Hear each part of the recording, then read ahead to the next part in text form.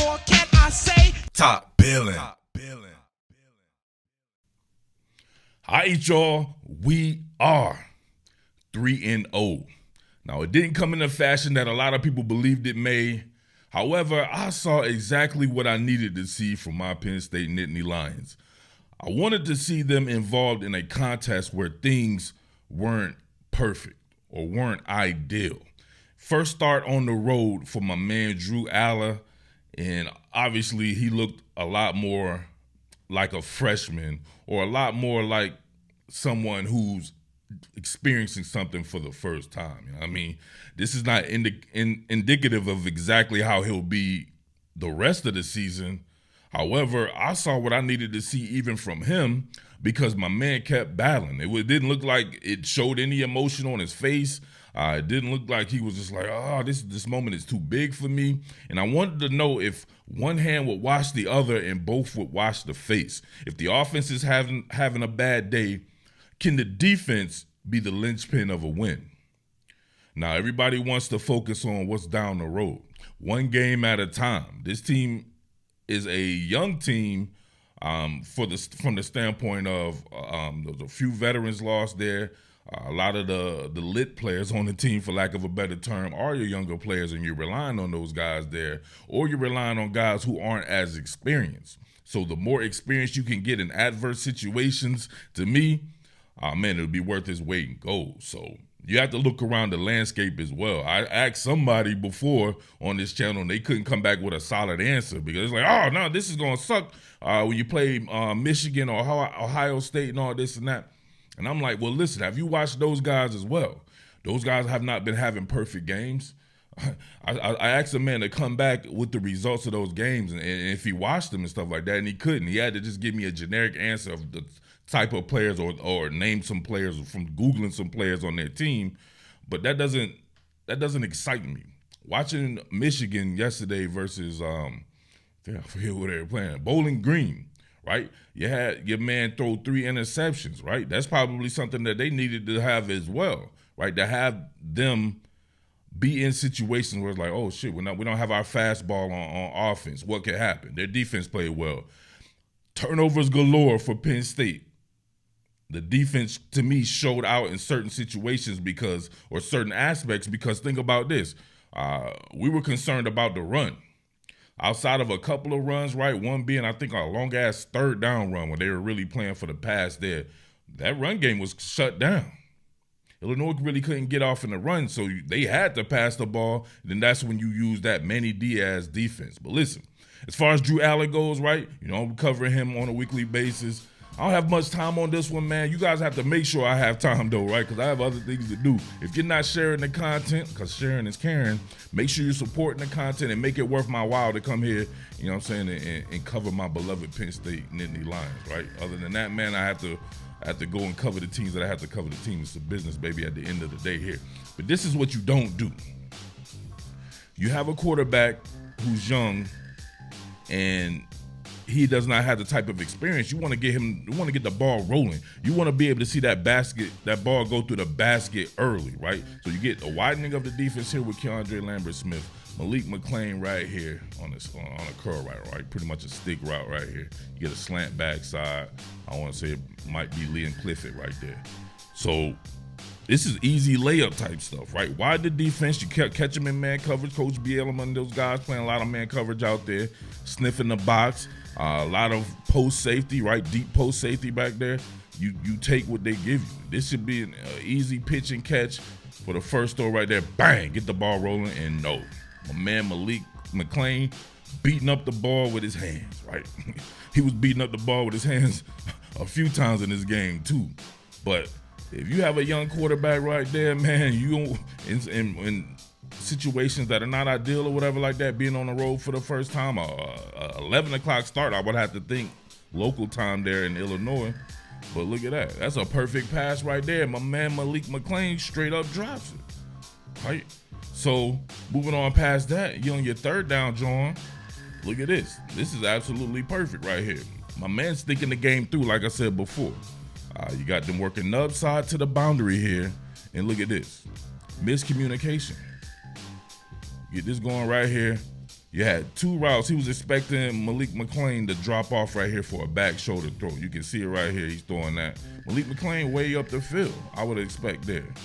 I wouldn't think it was Keandre coming this way right here. I'd have to see exactly know where he was throwing this at, but obviously this is looking like it's going to be a back shoulder fade to me. I think Malik McClain was supposed to break that off right there instead of running all the way up the field there. It's little stuff like that to get the ball rolling. You don't want to see the first 2 passes be incompletions, and also to me that will fall off on Coach Yurcich as well. Go ahead and hit the screen game, hit the swing game, hit those little easy throws, get in a little bit of a rhythm before you let your QB start like that in his first start on the road. You know what I mean? It was illustrated pretty well on the telecast here. Do you think Drew Allar would miss something like this twice? It's great to get something like this on film, right? You see that post safety back there. After this back to the basket play action fake, the Katron Allen here, you get what looked like it was just a fade right? From a cut split or something like that. I do not know how my man got open right here, but it looks like Allar actually saw him and then decided to go away from it. Look at it right here. On a deep set, you get the half moon theory in full effect. Great pass protection right there. And look, both DBs right here, or whomever, both defenders right here looking at Drew Allar instead of looking at the man. If you're in man coverage, you look at the man. If you're in zone coverage or some type of combination coverage, you better have good peripheral vision because you still can't lose sight of the man right there. That is completely open. That is a touchdown. Not sure why he came off of it and went backside here. But man is he's so conditioned to chain through his progressions that he can't help himself. Look at that. He was wanting to look at this backside dig right here. Looks like by Liam Clifford. And, it was nothing there, man. He had it wide open. Wide open. He's not going to miss that twice there. So showing off that athleticism and pocket presence as well, stepping up in the pocket. And this joint right here was hard from way downtown. Bang! Lee and Clifford getting both feet in right there. That moon shot right there giving this DB nausea. Right? He needs some Advil or some shit like that, right? When it's going over your head like that and there's nothing you can do about it, but just look at it right there. Yeah, you're going to have to sit it down, man. Take an Advil or something like that. That's that vertigo or whatever they call that shit. Come on, man. Drew Allar can slang that thing, baby. I'm so glad that he was able to be involved in a game like this. He'll be that much better for it moving forward. Now, I'm not totally absolving Drew Allar of everything. There are some throws that I know that he wants back, even some of the throws that were completed. He did not have his fastball today. He had his fastball, right? Because some of them things was absolutely humming, and he needed to put a little touch on it. But something like this right here, you get that fade route here. You get a sharp slant, right? Working off that leverage almost right away from Dante Cephas there. It looks like you get a curl fade right here, top side. So you get that fade on the inside here, and then more like kind of a hitch from my man Tyler Warren. So you see it right here. Waits for it to develop, and then Jakob completes the pass, but I don't know if you guys can see this right here. Didn't necessarily lead him upfield right here. Now, he did have an underneath defender here. I'm not sure what that did to the actual pass itself or putting it on the plane there, but he's clearly out leveraged here in space. You lead Dante Cephas down the field a little bit more. Maybe he's even a little bit better after the catch there, but if you can see here, he had to kind of reach behind himself there. So just little things like that, man, having that be the case for him. I'm telling you this right now. You better not get discouraged. I love Drew's ability to go both conventional and street. This is definitely street right here. You can see him opening up his hips, not stepping towards the target at all. Look at that. All right? Normally you would teach if you're throwing it to the right there, you're going to step that point and shoot foot in that direction. Right? Make sure you're stepping that foot in that direction right there. Bring that ball over the top there. Try to get on the best sight plane as possible. Opens up the hips, kind of drops it 3/4 right here, coming over there, and then just kind of flicks it.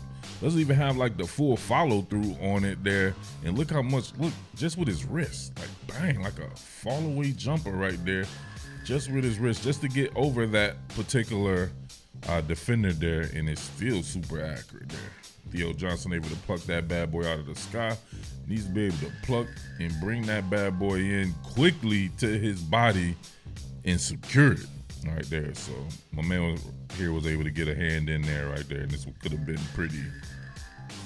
I don't know. I can kind of see it both ways of saying it's not a completed catch, not going down to the ground with it there. But regardless, the throw itself there from unconventional playing there. Got a half follow through on it. Fadeaway jumper with some touch. Oh, I love this one right here. I was talking about tendency breakers, I believe, on the last one. Mike Yurcich back in his bag with a tendency breaker on 3rd and 1, 23 personnel.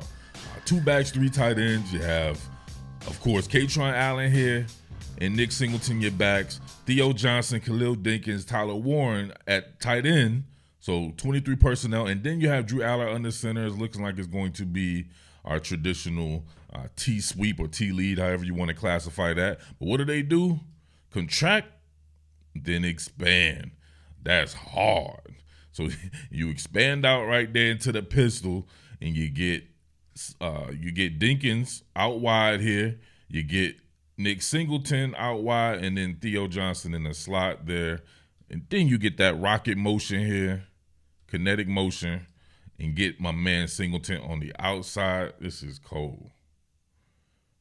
All right, rocket motion there, and from a front-facing play-action fake, just to get him out there, and you get Dinkins right here on that slant, or a bluff of a slant to occupy a little bit of eyes there. Get him on the outside, and then Darcy blows right there. You know I can't show much of that because Fox Sports don't be playing. You talking about getting a content ID claim, them boys are the worst. That's why I don't even like covering Big Ten football on YouTube. So make sure you send in that quality support, man. Make sure that your content creators stay in business, all right? I definitely want to come back later and talk about the defensive performances and really hone in on some of those turnovers. Also, may want to come back and talk about the offensive line in this game here.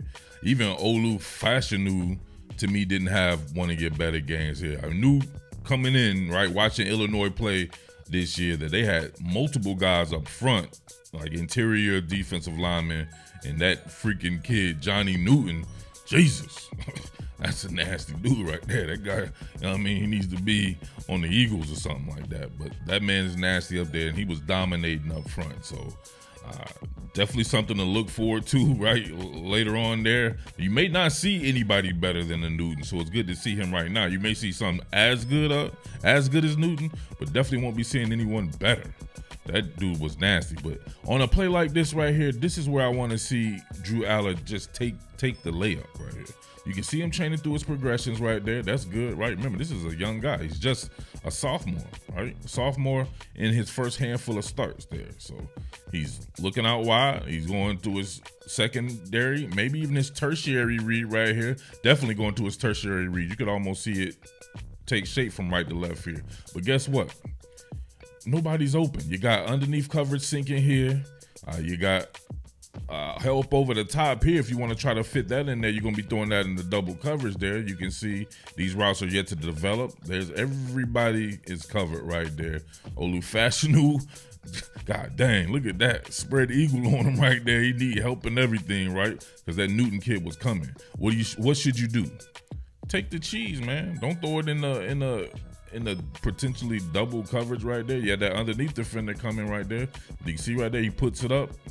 This bad boy definitely could have been picked off right here on a deflection there on Karam. But look, watch Kaytron Allen here. If you go through all of that right there, just simply dump it down. Let him get you, even if it's 5 or 6 yards, it's definitely will keep you at least on schedule, right? It could be even a bigger gain than that because really nobody was out there. And we know him, he's going to lay somebody out anyway. Kaytron Allen runs physical as hell. So it's these little things to be putting on film there. Like I said before, he'll be that much better for him having to rep this in the film room. Like, damn, I could have just taken the cheese there. His ability to retain and all that right there is going to make him special. Oh, yeah, before I get out of here, though, we got to see this right here. What is this? Let me see.